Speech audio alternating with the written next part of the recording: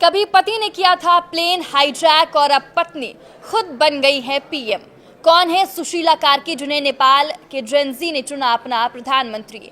नमस्कार, आप देख रहे हैं न्यूज 18 का डिजिटल प्लेटफॉर्म और मैं हूं आपके साथ साक्षी झा। नेपाल की नई प्रधानमंत्री बनी सुशीला कार्की के बारे में आज हम आपको कुछ ऐसी रोचक चीजें बताएंगे जिसे जानकर आपके भी होश उड़ जाएंगे। साल 1960 नेपाल में राजा महेंद्र ने बीपी कोइराला की सरकार को हटाकर सत्ता पर कब्जा कर लिया। साल 1961 में उन्होंने पंचायत नाम की एक नई व्यवस्था का आगाज किया। नारा दिया गया, एक राजा एक भेष एक भाषा। दरअसल ये एक पूर्ण राजतंत्र था। राजनीतिक पार्टियों पर पाबंदी लगा दी गई और सारे अधिकार राजा के पास चले गए।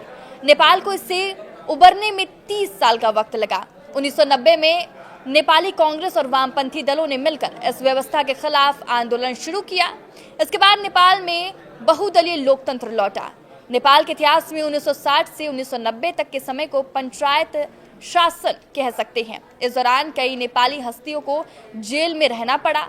90 के दशक में विराट नगर जेल में बंद ऐसी ही एक महिला अपनी आने वाली एक किताब की पृष्ठभूमि रच रही थी। पुस्तक का नाम था कारा यानी कि जेल। लोकतंत्र के विरुद्ध स्थापित एक व्यवस्था के दौरान अपने जीवन के महत्वपूर्ण पलों को जेल में बिताने वाली ये महिला आगे चलकर नेपाल में खूब चर्चित हुई।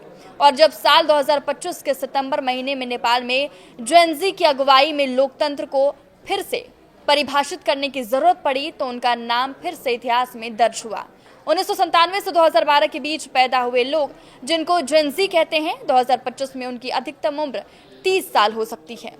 इसी साल में उस महिला की उम्र 73 साल है जिनकी चर्चा ऊपर की गई और जिनको जेनजी ने अपने प्रतिनिधि के तौर पर नेपाल के अंतरिम प्रधानमंत्री के रूप में चुने जाने पर सहमति जता दी है।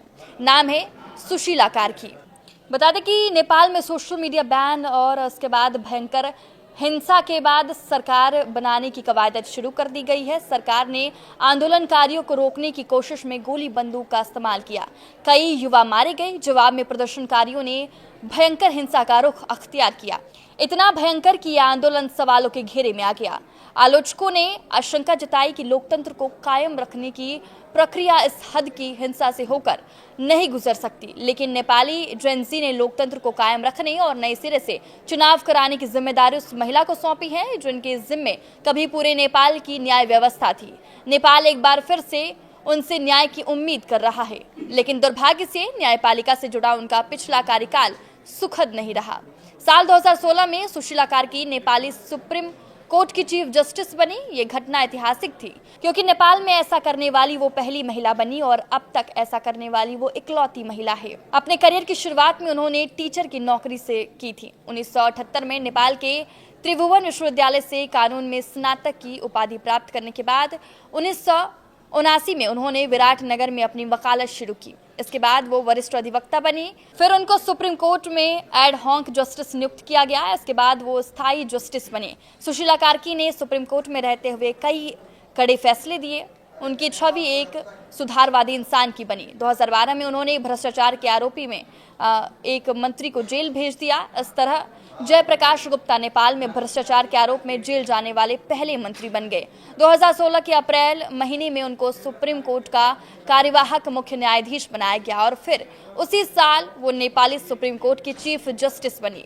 लेकिन अगले साल यानी 2017 में उनका समय मुश्किल साबित हुआ। उस समय सरकार का नेतृत्व कर रही नेपाली कांग्रेस ने अपनी संसदीय शक्ति का इस्तेमाल करके उनके खिलाफ महाभियोग प्रस्ताव पेश किया, जिसके कारण उन्हें तत्काल निलंबित कर दिया गया। महाभियोग प्रस्ताव में उन पर पक्षपात करने और कार्यपालिका की शक्तियों में हस्तक्षेप करने का आरोप लगाया गया, विशेष रूप से पुलिस प्रमुख की नियुक्ति से संबंधी विवाद में। हालांकि जनता के दबाव के कारण कार्की के खिलाफ महाभियोग को वापस ले लिया गया, लेकिन वो राजनीतिक भ्रष्टाचार से निराश थी। सेवानिवृत्त के बाद भी वो इस मुद्दे पर काम कर रही थी। लेकिन खुद सुशीला कार्की भी राजनीतिक भ्रष्टाचार के आरोपी से अछूती नहीं रही। आरोप लगे कि उन्होंने चीफ जस्टिस रहते हुए राजनीतिक दलों से जुड़े जजों की नियुक्ति पर जोर दिया। उन पर सवाल उठे। कार्की ने अपना बचाव किया और कहा कि एक बार जो वो न्यायाधीश बन जाएंगे तो राजनीति से दूरी बना लेंगे। हालांकि बाद में उन्होंने कुछ ऐसे मंत्रियों का पर्दाफाश किया जिन्होंने कथित तौर पर उन पर अपने रिश्तेदारों को न्यायाधीशों के तौर पर नियुक्त करने के लिए दबाव डाला था। एक ऐतिहासिक फैसला देते हुए एक बार सुशीला कार्की की अध्यक्षता वाली पीठ ने संवैधानिक भ्रष्टाचार निरोधक संस्था के प्रमुख के रूप में लोकमान सिंह कार्की की नियुक्ति को रद्द कर दिया था। ये नियुक्ति राष्ट्रपति रामबरन यादव, अंतरिम प्रधानमंत्री सह मुख्य न्यायाधीश खिलराज रेग्मी और सत्ताधारी 4 प्रमुख दलों द्वारा की गई थी। एक बार फिर से वापस चलिए नेपाल के पंचायत शासन में। साल 1973 नेपाल में लोकतंत्र की वापसी के प्रयास किए जा रहे थे। जीपी कोइराला इसके लिए सशस्त्र संघर्ष कर रहे थे। उनको हथियार खरीदने के लिए पैसों की जरूरत थी। इसी साल जून महीने में नेपाल एयरलाइंस का एक विमान हाईजैक हो गया। ये विमान विराटनगर से काठमांडू सेंट्रल बैंक के लिए 40 लाख रुपए लेकर जा रहा था। उस प्लेन को बिहार के फारबिसगंज में लैंड करने को मजबूर किया गया। ये 40 लाख रुपए जीपी कोइराला को सौंप दिया गया।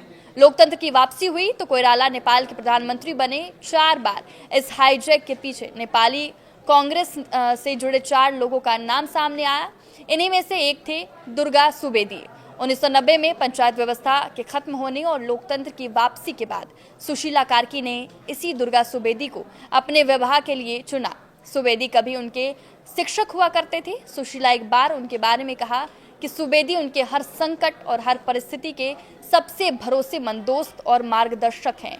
मीडिया रिपोर्ट्स के मुताबिक सुवेदी से उनकी मुलाकात बनारस हिंदू यूनिवर्सिटी यानी कि BHU में हुई थी। आपको ये जानकारी कैसी लगी हमें कमेंट करके जरूर बताएं। नमस्कार।